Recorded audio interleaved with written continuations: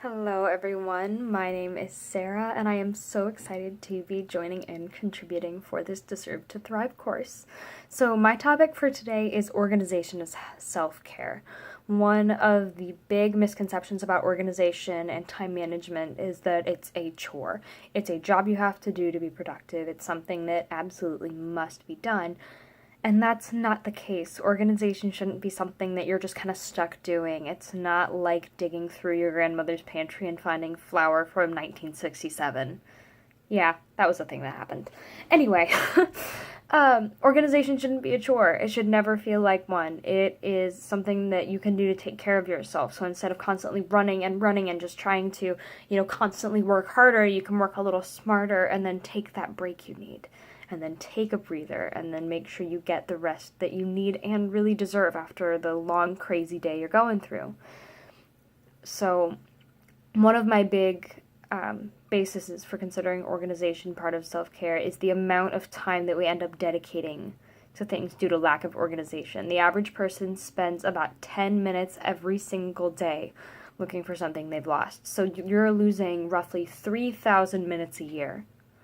That's a whole lot of time that you could be spending doing something else, but you're spending it looking for your keys, your purse, your phone, your charger, because you don't have systems and organization in place. And that's time that you could have spent reading a book or watching Netflix or giving yourself a mani-pedi or whatever you enjoy on a night off, but you're not because you weren't organized. So organization is absolutely crucial to give you the time that you need for self-care. So if you don't have any you time, I definitely recommend you start looking this as a way to make it for yourself.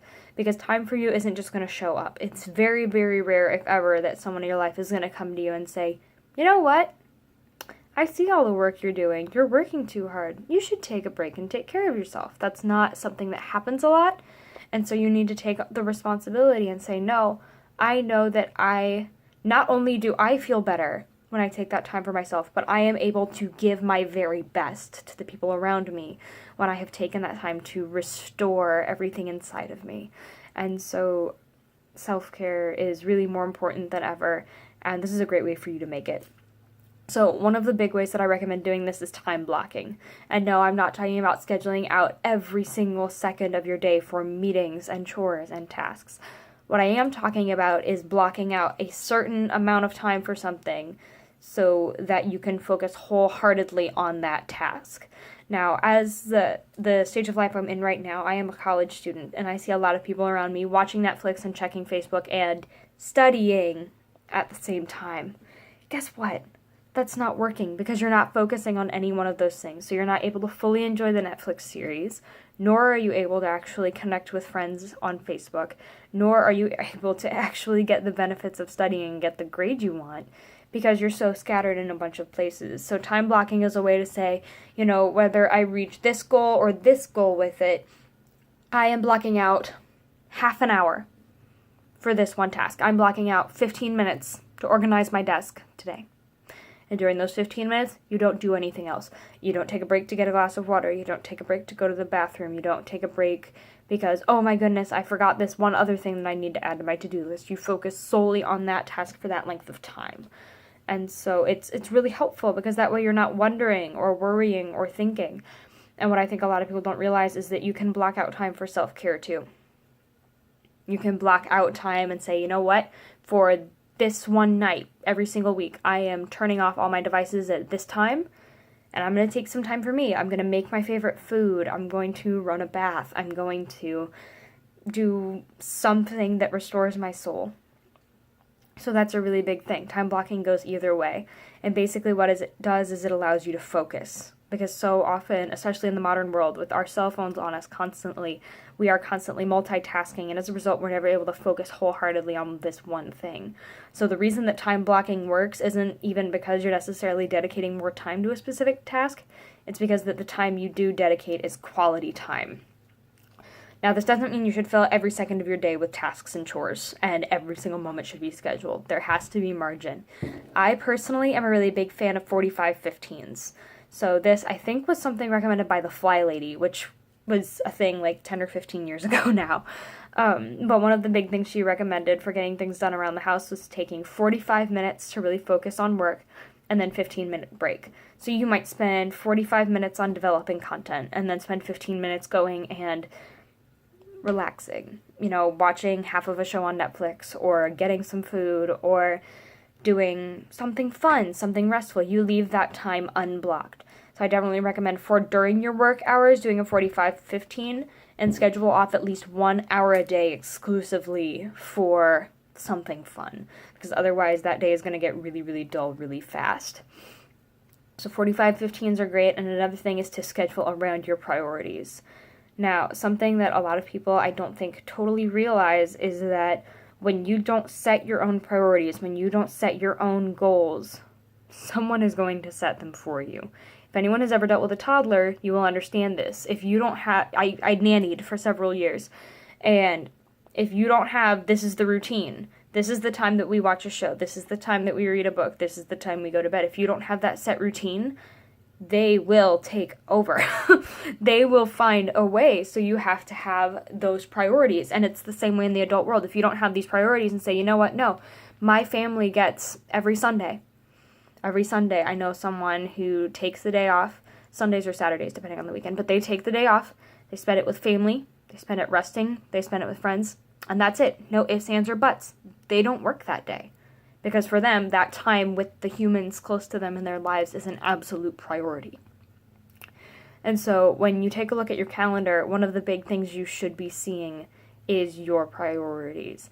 If you say, oh yeah, my business is an absolute priority for me, and I am getting this off the ground, and I'm going and getting it, and, rah, rah, you go, girl. But where does it show up on your schedule? Are you setting aside time for it? Does that really reflect? And in the same way, if you say, yeah, I put myself first, I take care of myself, and look at all these things I do, and I'm so good at this, but how many hours in an average week do you spend actually taking care of yourself? Is it a lot? Or is it maybe not that many? I would definitely recommend that you don't leave those priorities to chance. When something's really important for you, time block it. Set aside a time and say, you know what, this time is for this one thing, because I'm going to put that really, really, really high on my list. And that's the way it's going to be. If you don't know what your priorities are, I recommend doing a brain dump first. Set a timer for 10, 15, 20 minutes. This will be your first practice in time blocking. And write down all of the things you do on an average week. It could be driving people around, it could be doing the dishes, it could be working on stuff for your business, it could be taking care of yourself, it could be time with friends, whatever it is, every single thing on your to-do list on the average week, just write it all out for those however many minutes you set the time for. And then go back and look at what is an absolute need. What is this has to happen. For me, it's sleeping 8 hours a night on average. That is really, really crucial for me. My adrenal glands stopped functioning sometime in my very early teens. So I basically was constantly living in fight or flight, and I didn't even know it. And one of the ways that we are restoring that function, one of the ways, that I've discussed with my doctor that we are really taking care of that and taking care so that my adrenal glands not only get jump-started now, but can continue to function well into my life, is I need to get enough sleep. I need to get that rest. Our bodies turn off at night for a reason. And not even just for the physical health, not even just for those adrenal glands, the thyroid, all of that, but also for the brain. Basically, all day you're getting this information and it's stacking up like piles and piles and piles of paperwork on your desk. And at night is when the filing cabinets are open and everything gets put into its place and organized. So if you're not getting the sleep, you're going to have all of these ideas banging on the front of your skull, but they can't come out because everything's in piles. So sleep is really important. So anyway, for me, sleep about 8 hours a night is a priority. I block out, sometimes special events happen, things get moved around. I always set up time to catch up. But on an average night, you will not see me online from 10 p.m. to 6 a.m. That time is completely blocked off for sleep because that is a priority for me every single day. I know someone where for her a big priority is making sure that she reads books. She absolutely loves it. She loves learning. She loves everything she's able to be exposed to. So for her, she blocks out half an hour every day, and this is when I read books. This is a priority for me. And so don't be afraid to put those priorities on your schedule and figure out what they are. So anyway, after the brain dump, you go through and see what you absolutely need. Highlight that in one color. I would prefer highlighting it in your favorite. And then highlight what your wants are. What do you want to do? What's something that's really nice when you can get to it? Then take a hard look at the other things on your list and see, is this something I really should be spending time on? Is it an absolute necessity, or is this something maybe I could outsource? If you see a whole lot of housework on your list and it's stressing you out and you hate it, maybe one of your business goals could be earning enough to hire a housekeeper. Or if you see that one of your values is not spending as much time with people, if you're one of those people who says yes to every single meeting, every single get-together, and it's just killing you, now that you're organized and you see what you're doing, you can say, okay, I need to cut back on that time, because that's not a priority for me, so I need to draw back. So definitely schedule around those priorities. And schedule margin. Every single day, make sure there's a buffer. This is one of the reasons I love 45-15s, because one of the reasons that a lot of people get turned off to time blocking is they say, well, then one thing happens that I'm not in control of, and then I lose my entire day. Everything is ruined, everything is scattered, nothing is in order like it was before. That's true if you don't schedule in buffer. If every single second of your day is scheduled, yeah, one thing could throw you off track, and then it's all gone. So I try to schedule about an hour in my day of buffer, just as that 1 hour. That is my, oh, crud, something came up hour. That's for when I realize, hey, there is literally no food in the fridge, and we're having company tonight. I need to run to the store. That is, oh, right, that bill is totally due today, hour. You have that hour where you can spend that, and then if nothing comes up, awesome. You have a free hour. Go watch a TV show. Go do your hair. Go do something fun. Go be crazy, be spontaneous, be wild. Phone a friend. Do something. You have that extra hour now. And so there's really nothing to lose from it, but definitely schedule that. And schedule a little bit of blank space so that you can just enjoy it. Because as much as our brains need structure, we also need a break every now and then. So that's the first part of organization as self-care, is that time management portion. Giving yourself the time to mess up, the time to pick up the slack, and the time to take care of yourself. Next up in organization as self-care is routines. Now, something that has been gaining a lot of traction lately, it's been popping up on a lot of news sites, is decision fatigue. I think it has taken way too long to take center stage. But basically the concept is that as we make more and more decisions every single day about what we wear, what we eat, what we cook, how we respond, all of that, after a certain point, we start to get tired of making these decisions, and the quality of those decisions start to decline. Your decision-making skills start to get less and less as your brain is just like, I don't care anymore, we'll run with this. And that's not good. That's not, because then what if those decisions are the really important ones? So routines are a great way to beat decision fatigue. And it's really crucial, and it helps to ensure that you're not burning out. Because that way you don't just have this really crazy hustling week and you never get any sleep and you don't get any rest and all of that, because you have these routines in place that will say, okay, no, these are my routines, this is what I'm sticking with, then this time I can go crazy. For me, one of the big things I advocate is a morning routine. For me, I wake up every morning at 6 a.m. That is my wake-up time, unless I was out till 2 a.m. driving home from a road trip the night before, pretty much. I'm up right at 6 a.m., and I get up, and I spend 15 minutes just kind of, waking up, getting my ninja shot ready, brewing a little coffee or tea, relaxing, and then I jump into 15 minutes of Bible, 15 minutes of prayer, and 15 minutes of gratitude journaling. I don't get on my phone during that time. If there is not a phone call from my mom saying there's a medical emergency, get here right now, I am not on my phone. Because I have a routine in place. And I'm not going to let someone else's priorities throw me off, because I have mine. So your morning routine might look different. It might involve a whole lot more preparing breakfast, if you're preparing breakfast for a whole family. For me, it's just me and Nick most of the time. So I'll cook a couple eggs and bam, I'm done, less than 5 minutes a lot of the time. So maybe that'll take a little bit more time. Maybe your morning, instead of reading the Bible and prayer for you, it could be reciting a mantra or an affirmation, or it could be taking a little extra time to get ready for the day. You do you. But I definitely recommend finding a routine, especially for that first hour of the day when your brain is still waking up, to just have that in place where, yep, this is what I do every morning. This is how it goes. And that way, when you actually get into the meat of your day, when you're making all those decisions, you have a lot more energy to make them because you haven't been thinking, oh, what am I doing? What am I doing for breakfast? What am I doing for this? You've already got, okay, this is my routine. Another big thing I'm a fan of, laying out clothes the night before. I don't know why more people don't do this. Because if for some crazy reason you sleep through your alarm or something goes wrong, you've got at least that laid out so you don't go out looking like a slob.